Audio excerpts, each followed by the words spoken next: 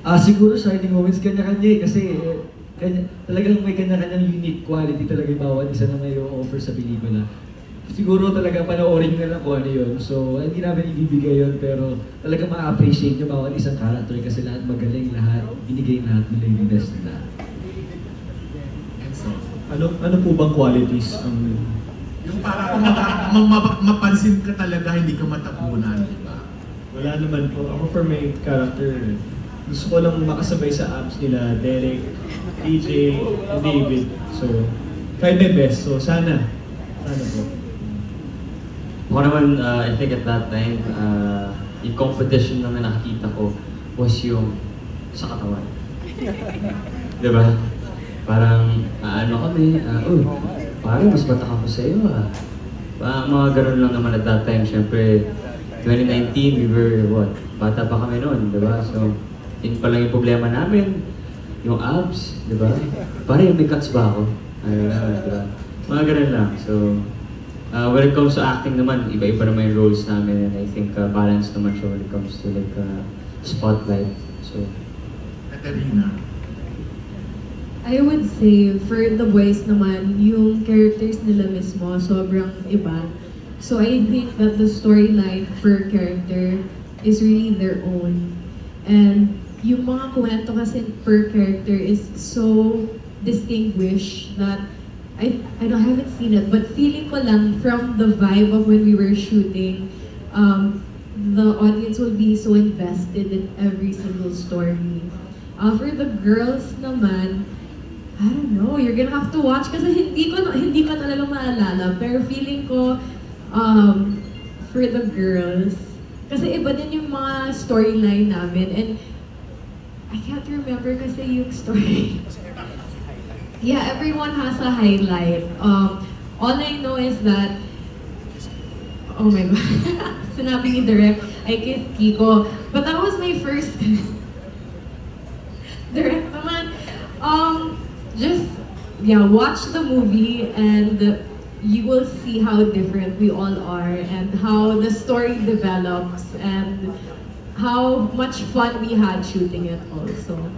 Derek. Yung question po is how we stand out, no? Oo, sa laki ng cast ninyo.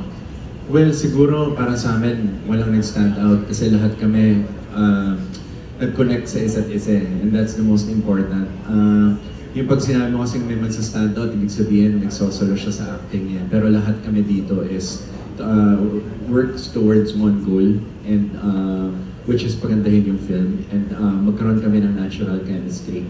And which happened naman, na makikita niyo sa trailer namin na hindi ko rin na-expect na grabe mga reactions namin very sincere, very candid. So nakakatuwa kasi hindi namin to in-expect Nung tinitignan namin yung script, parang script lang siya, pero nandun na parang may buhay na. So yun, nagko-connect kami sa isa't isa.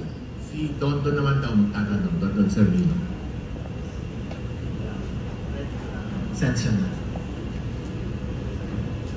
And para sa cast, ano yung may consider nyo parang memorable experience nyo while doing the film?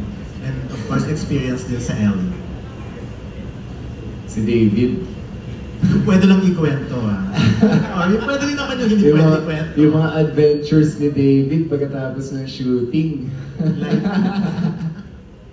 Well, yun nga. Actually, yung pinaka-memorable dito is when we wake up every day at 6 a.m. to run. Because I'm not a fan of running talaga, pero like pinupush nila ako talaga kasi more on lifting weights. Pero like cardio in the morning. Siguro doon din talaga nabuo yung bond namin sa ginagawa namin. Like makikita nyo sa buong island bang Elio? Sa buong island, umiikot kami at talagang nakikita kami ng mga tao na naka-topless, tumatakbo. So yun yung pinaka-memorable para sa amin. Okay. Katarina, ikaw, ano yung pinaka... I think the most memorable would be the shots we would shoot at night. Kasi medyo pagod na ako. So ito yung time na natatest talaga yung stamina ko kung kaya ko umarte at magtagalog sa late night. And I feel like kasi you're waiting to finish the day, but then we were having so much fun And you don't want to disappoint anyone. Kasi again, ito yung first film ko, so I remember this part being the pinaka-challenging na part for me personally because I love sleep. So, and natutulog ako ng medyo maaga. But it was, again, so much fun, and I would sometimes be like, are we almost done? But then, you know, I learned a lot on the job also, which was, I think, the most memorable part for me. Okay. Memorable, pero hindi naman traumatic experience. No, because- not at all. Like I said, if every movie was shot this seamless, and I think the dynamic of the cast was like this, I would shoot 1,000 more. So, David. Most memorable, I think yung meron kaming one time na nag-shoot kami sa saan ba yun? Yung basta yung katabi ng Flotsam. Okay. Yun. So yung yung Flotsam kasi if hindi nyo alam, party place siya. And at that night kasi na nag-shoot kami, weekend pala yun, so Saturday. So ang ginagawa namin ni Derek, tsaka ni Enzo, tsaka lahat yata tayo, no? Na hindi alam ng production, pupunta kami ng Flotsam para uminom. Oo, in between ng mga scenes, diba? So, parang I think hindi nangyayari yun sa mga regular shooting na teleserye or movie. And ayun na nga, goes to show na parang naalala ko tuloy na yung GLU pala yung pinaka-relaxed and most fun na movie or teleserye na nagawa ko. So, direct na nag-shooting sila kahit medyo tipsy sila? Ay, hindi naman. Ano lang, hindi namin, ano lang siya. Sabi kasi in between na, no? So that, let's say we're shooting by the beach. Eh, syempre mga pagats pa itong mga to. Naririnig mo yung gimmick eh. Sa paligid mo, so parang sila alam mo, hindi na naman mag-pack up para makapunta na eh. So, pros naman. I mean, hindi naman. Enzo, ikaw. Ako, likewise, kung ano yung sinabi ni David. I think if I can remember that time, wala akong taping nung araw na yun. So, habang I was doing my own thing, gumigimik ako with my friends na hindi part of the movie. After that, sila David and Derek naman and the rest of the crew sumunod to enjoy the night. So, besides napakagandang lugar ng LU, it's really nice na nung time na yon, we were one of the first na bago pa mag-peak talaga ang La Union.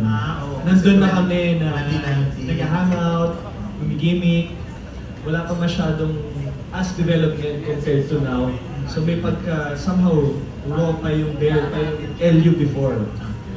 Right, which is right now, napakaganda pa rin ng LU. Follow up ko na rin since ikaw naman yung gumigimik. Sino sa mga nakasama mo ron ang pinakalapit din ng babae? Yung nakikita mo talagang malakas yung magnet. TJ. Si TJ. TJ talaga eh. Hindi, para sa akin siguro si Kiko or si David. Hindi, para sa akin si Enzo talaga. Derek niya pare. Umuwi yan, alas 4 na. Hindi, so single ka naman nung time na yun, di ba? Nung nag-shoot kayo nito, wala pa kayo ni Michelle. So okay lang naman. Ang time na yun, okay lang gumimik. Okay, at lapitan ng maraming babae. Wala, hindi po. Sabi ni David, Lapitin pero di pinapansin. Wow. Good answer. I got you, bro. I got you. and you, TJ, yung memorable na. Memorable. Siguro yung mga sabay-sabay kami kumakain. Minsan kasi pag walang ginagawa, sabihin, doon tayo mag-lunch. May masarap na kainan doon. So sabay-sabay kami kumakain doon as a group. And yun, actually nakakaano rin, memorable sa akin yung kasi pare-parehas kami yung tinutulog ang kwarto. And nahihiya ako baka mamaya sa sobrang pagod ko, hihilig ako, kaya hindi ako makatulog na maayos. So, pero mukhang naman tulog naman lahat, so lahat yata humihilig din dahil sa pagod. Tsaka yung kissing scene ko kasi tinuhog ko yung dalawang mag-jowa. So, abangan nyo kung sino mag-jowa yung tinuhog ko, kaya memorable sa akin yung Babae lalaki. Secret. So ikaw nga yung Ayun, sinagot sabi niya, di ba lapitin daw ako, so try natin. Thank you.